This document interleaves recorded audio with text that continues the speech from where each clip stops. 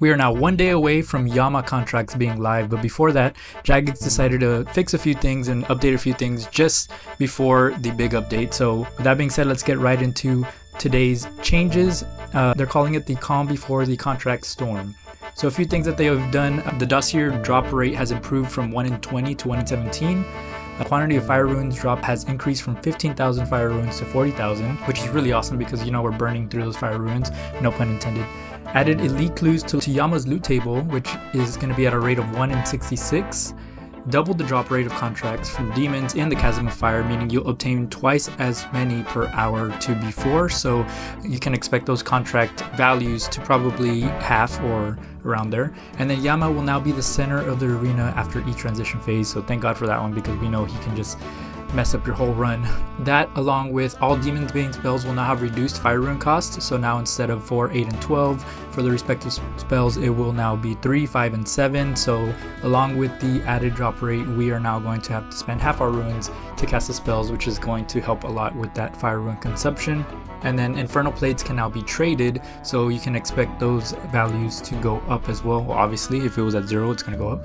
And oath armor pieces can now be broken down in the ancient ford inside the God Wars dungeon for 50 oath plate shards. So I guess that's for Ironmen who maybe get a piece that want a different piece, and they can progress towards that instead. So great updates just before. Another big thing as far as contracts are concerned, so it was going to be solo only originally, but they did decide that 4 of the contracts will now be duo, possible to be done in duo, and those 4 are going to be the contract of familiar acquisition, the contract of shard acquisition, worm acquisition, and catalyst acquisition. This means the contracts guaranteeing a piece of oath plate, soul flame horn, and a piece of purifying sigil to recolor the oath plate will be solo only, which is great because we did not want 2 people getting, not everyone's going to be wearing it. So really great decision on Jagex's part to make some of these other ones duo worthy.